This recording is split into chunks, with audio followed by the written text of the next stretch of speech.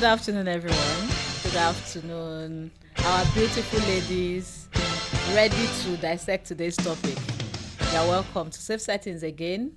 And today we have a very critical topic to discuss that people don't even know how it has been affecting them, and that is communication issues and emotional dysregulation. But before we continue, I am Adedamola Flourish Balami. I'm a psychologist and I'm here at Safe Setting to get into this topic. Can you please introduce yourself? Fumilola Unilinla. I am a psychologist. Hello, I am Grace Okoro. I'm a therapist. Hi, I'm Kezia Akinseye Fasanya. I'm a psychologist. Hello, I'm Oluwafumilola Deborah Salau, counseling consultant. Good to have all of you here. We have all the professionals here ready to dig into this topic: emotional dysregulation and communication issues. We know that an individual's capacity to control his or her emotion goes a long way in how successful they are, right? But then this ability to control emotions could have been impacted by some funny or let's say traumatic childhood experiences. You know, for somebody that has been shut down over time, you notice that they kind of become numb. Or somebody that has been criticized over and over, it looks as if they've been compared, you know. So it looks as like there's nothing they do that really will have weight. So they become numb. Some don't know how to communicate displeasure, happiness, sadness. They don't know how to communicate their wants, their needs, and so you notice an adult that is constantly in misunderstandings and disputes, and you are wondering what's going on. Or in places of work, somebody, for every unpleasant event that happens, they are crying. Yeah, have you not experienced that? Tell us what happened now. The person is crying and you're wondering, is this an adult? Can't you? All these maladaptive responses to events could be as a result of childhood traumatic childhood experiences. And when we relate intense disproportionate emotional reactions, you know, that some people also express to the event, you are wondering what happened. Why are you so expressing so much rage over this? You know, the aggression sometimes is more than the event, and you're wondering. All these are emotional dysregulations. And like, what's your take on it? Have you experienced it? How have you seen people exhibit this kind of attitude? And let's discuss, please. Yeah, thank you very much. While you were talking, the first thing that came to my mind it's about the early childhood experiences of a lot of people in regards to caregivers. You notice that most of these things, the parents, the guardian, house helps, or uncles, whoever, are the ones that actually communicate most with all these children. And most of the time, they copy, they look at what people are doing. Sometimes they're not shown love. Sometimes they're neglected. And sometimes it's as if they just don't want to know what is wrong with them. And for them to really understand what is going on, then they need to grow up. And most of the time, when they now grow up, they imagine that everything they have ever experienced was what's not good. And then they now have difficulty in, regulating that emotion because they have grown up with a lot of trauma. They've grown up with a lot of trauma, so it looks as if as they are becoming adults and more aware, they're realizing that their childhood was not so interesting. And what I think is another thing that they might not have realized is they have also learned those things. They have learned those negative attitudes, the absence of love, and all those things that uncles or significant adults in their lives have exhibited in relating to them. Fumilola, what do you think on emotional dysregulation? Yes, emotional dysregulation is a major topic, that should be looked into. And actually, adults you don't just wake up one day and you have such attitudes and all of that. It's something that actually has been present since when you were a child. Probably you have not just been careful enough to be aware of such. And sometimes life, when we start experiencing life, for example, as a child, you're growing, for example, when you become an adult and you're in your workplace, in your work setting, and you kind to have issues with your colleagues almost all the time, and you're working. So, and people keep giving you this feedback that you're always like this. You can't just Relate. You can't relate. What's it? Hold a conversation, and you see that such behavior is antisocial. It affects your social life. It affects your work relationship with people, and in all, it affects your productivity as a person. And that's, if you're not careful, it's going to affect your overall success in life. It's really a major thing that one should. Emotional dysregulation can actually truncate someone's success. It can just be a personal and can be a major limitation. So some of the issues, the marriage issues that we are dealing with as counselors and psychologists, some of them are just inability to regulate someone's emotion. You remember we were discussing this morning that there's actually nothing that cannot be we're saying that there's no marriage issues that cannot be resolved, and someone says we're not sure. Please, Grace, let's discuss this emotional dysregulation today. Well, for me, emotional dysregulation can be as a result of nature or nurture. A lot of people, the way they were brought up affected their emotions. A lot of people were traumatized, probably the way they were spoken to, criticized. For me, my dad was a perfectionist. There's nothing we did then that was good enough. And also, growing up, I had a lot of older ones that whenever you did anything or you said anything, it was like you didn't do it well. So that made someone like me to withdraw. Even when you have something to communicate, you're like, no, it's not good enough. So that actually affected the way I communicated with people. But later I had to work on myself and learn that habit, and yeah, I am. Here you are. And what she said, she it's something that people just, sometimes we don't even know the effect of what we're saying on the other person, especially children. And you remember, from what we have been saying, it looks as if we subconsciously transfer this trait from one generation to another. Because you just feel like you should shut her down. She's the last born. Of course, we are going to discuss all these birth positions and the effect on how people respond to life and how they interface with different stages of life. But that's not the topic for today. But we're saying people find it difficult to express emotions, to when they are happy, when they are sad, it's an unpleasant situation. They don't know what to do. Kezia, she just shared her own childhood experience as a last born and how people have been, and then having a father that's a perfectionist. Is that not the story of almost everybody's life? Well, let's hear your take on it. We've heard things like boys don't cry. Boys Man don't up. cry. Man up and do this. Oh, if you get angry, it's a sin. Don't do that. So what are you trying to do? You're gradually killing the emotion of such an individual, of such child. So like we said, adult attachment disorder can be traced back to when these adults were growing up.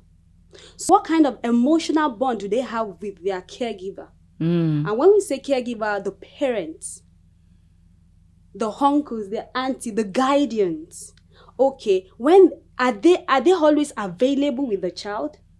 Are they always there? Are they responsive? So if the child is in a place where he's experiencing fear? Is there someone to give him comfort? Is there someone there to give her comfort? Or the child will just develop a kind of mechanism, a coping mechanism. Yeah. Okay, and just stay mute. So with time, as the child or such individual grows up, you see that such a person cannot express him or herself. If she find herself or herself in a corporate organization at workplace, oh, I can't talk. Let me just hold it up to myself. Will they hear me out? Or They will it listen count? to me. Will it even my, count with at my all? opinion count? Oh, while I was growing up, there was no one. I was fine. So, and like I said earlier, boys don't cry. Boys don't do this. Oh, if you sin, I mean, it's a sin if you express your hunger, you shut them up. So, as they grow up, they cannot express themselves when they are hungry. You don't know when they are hungry. You don't know when they are not. So all these things, you can trace it back to their formative years when they were growing up. So you see expression of disproportionate emotional responses. You see anger, outburst of anger, substance abuse. You know, some people just believe that since this thing is too much for me, you see a man just walks out and go and wrap weed and say he's stepping down because he can't deal. You know, it leads to substance abuse. Some will just go and serve themselves some alcohol and take and say, you know what, this is too much for them. And it's okay sometimes for us to want to question, are you sure it's childhood experience or it's just personality issues? Are you sure it's childhood experience or improper training, improper upbringing? Well, when were they brought up? Was it not in their childhood? All right. The personality that they were developing could have been properly directed. Do you understand what I mean? Do you understand? Because like Grace said, it's a function of nature and nurture. You cannot take the impact of the environment out of what the personality develops into at the end of the day. So when we find ourselves having difficulty communicating feelings or being prone to frequent emotional outbursts, you know, anger and all these things, we need to question it. Where is this thing coming from? Where is it coming from? Did I learn it from somewhere? Is it something that has been modeled to me? Have I had experiences that I need to go back to and deal with? And when we talk about dealing, you know, like Grace is here and most of us that are here, she's a therapist. A simple therapy maybe is just I think such thing is just supportive therapy, and the person should be fine sometimes, yeah. But then it can even have some deeper related issues than the person could be aware of. But the first thing is be aware that these responses shouldn't continue. Yeah. You can't just be in your place of work and be saying, I'm just like that. When I'm so angry, I cry. I can't talk right now. Let me just cry it out. Hello, you need to talk. A normalized individual that is growing up properly should be able to express sadness, joy, anger, unpleasantness, and, you know, pleasantness as well. So we need to look into that. Now let's discuss that aspect of communication issues. How is it that the way people communicate affects us in our responses, affect how we now regulate our emotions? Fumi. Wow, it's a beautiful one. Communication is key. When we're talking about communication, it's with understanding. Whatever we want to do, whatever we want to say, and whatever we want to give out should be something that person we're talking with or talking to must understand what we are saying. Okay. And for you to know that person understands you, there must be what we call behavioral change. Something has to shift, different from what it's been. That's proper communication. Okay. There's a message, there's a sender, and there's a receiver. Now, the way you're bringing up a kind of what we call transfer of aggression usually impair communication. Yeah. It affects it a lot. So it's always very important that if you want to communicate, you should be in your right senses. Mm. Know what you want to do and find out if that person itself is ready Mm. for that message. Mm. Because you could be giving a message that that person itself is not even in the right sense, or perhaps not willing to listen. So for you to give a proper communication, there has to be a balanced output Mm. of whatever between you and the person, and you must be able to understand each other. And for if you really want to take it with this dysfunctionality of emotion, Mm. then when someone is angry, it's not the time to talk. Mm. And when you see someone is angry at the same time, it's not the time for you to respond. Mm. Because if you're talking to me, for instance, and you see that I am hungry and you're saying something, whatever you are saying is not what I'm hearing. It's what I want to hear. Yeah. So it's very important. I even have an example of I know someone that if you're in an argument, Yeah. or maybe she's hurt and she feels like this argument you have to go on and on. Once she says something that she notices is very hurtful, you find that thing very. If she says something she just senses that what I said is very hurtful to her, she will not be looking for things like that to say. She will be looking for more things like that. I'll not be like, okay, so what do you want to achieve by making this person boil over? You know, she will just be looking for more things like that. And, it's working, it's working. But before someone else talks for me, let me remind you of when we were having our discussion earlier, and you talked about a parent comparing children Yeah, and how that communication, when it's not properly done. it affects. Yeah. Exactly. I just remembered now. Like, let me make an instance of child A, B, and C. Yeah. And if there is a child A who is lively, lovely, and everything is always giving room for kind of improvements, and he doesn't really get hungry easily, and he's talking to child B, and child B is the type that perhaps is anxious, maybe he has some traumatic thing in him, and he's not really ready to accommodate anything as at that period. And child C, A goes to C, and C is comfortable with everything, and they are flowing well. Of course, at a point in time, child A and C will continue to flow. And child C will now B will be looking at what's happening to me. And then in the long run, to make the matter worse, perhaps the parents now, kind of, because of that behavior, they've not been able to identify what the problem is with child B. And they are now making comparison in such a way that maybe in terms of their performances or behavior or whatever it is, and they begin to look at child A as the best, child B is having faults, and they are discussing it in front of everyone. So that affects the child's dysfunctionality in emotion. So the child B might just feel like, I'm naturally stupid. Exactly. That's actually And do you know, it gets to a point that they just feel like, I'm also okay being stupid. You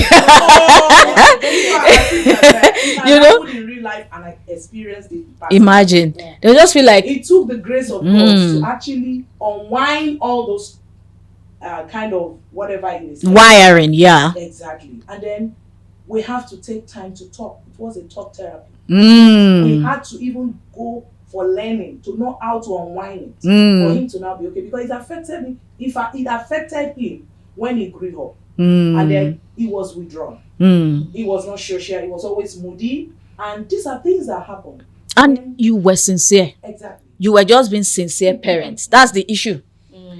Parents were being sincere that we are paying the same school fees, boy. Why we are paying the same lesson teacher? Why are you not responding? Now the child is receiving it as, I'm not as good as them. I don't have their strengths. I cannot be better than them. You know, understand? That's how the child is internalizing it, and the parent is saying, you can be better. You can. Just to add more, something happened recently, and I was like, this person is always communicating with me. This one, anytime I do a text message, he doesn't respond. And the next thing is, he will now say, I'm not like that. I'm not like this other person. You know me before now. No, please, you have to change. I am sorry. You know, it's actually very important for parents to learn how to apologize to their children. Thank you. If there are things we have done Mm. in the course of their childhood and we know we are at fault, Yeah. it's very important we apologize At to them. the point that we realize it. Exactly. So that they could learn from that and also be able to change and to help them to be better. And they will not transfer it to their own They children. won't transfer it to their own children. You're very correct. So we should be sincere. Mm. Parenting should be something that we must be sincere. Mm. When you know you have done something wrong, please go and right the wrong. Right the wrong. It doesn't. You remember when Grace was talking, say adults are talking, keep quiet. No, adults are never wrong. Go. Adults don't make mistake. We have to in Africa. We have to right the wrong because we are indirectly passing these things from generation to generation. And for a child that you love so much, you're praying for, you're spending your resources, you're hopeful to God that they're going to have the best, the best future, the best life. But untrained communication skill is damaging everything you are working towards. We need to pay attention to communication. Yes. Kezia. Okay, communication is key in every relationship. This we know. Like I said earlier that when we were talking earlier, to have a harmonious and fulfilling life, then communication is something that everyone must learn. Every adult must learn. Like you said, parent to children must learn it. A superior to a subordinate, subordinate must learn it. At work, in school, teacher and student must learn it. Very important. Because what we say, people pick it, internalize it. Like you said, oh, I'm stupid, then I am. So communication is something that we cannot take out of our experiences in life. We can't take it out We of our cannot take it out. experiences. So Grace. we have to learn it. She said we have to learn communication. So nobody is born to understand that, I communicate well. So we are saying right the wrongs that we have noticed, learn the proper way to communicate.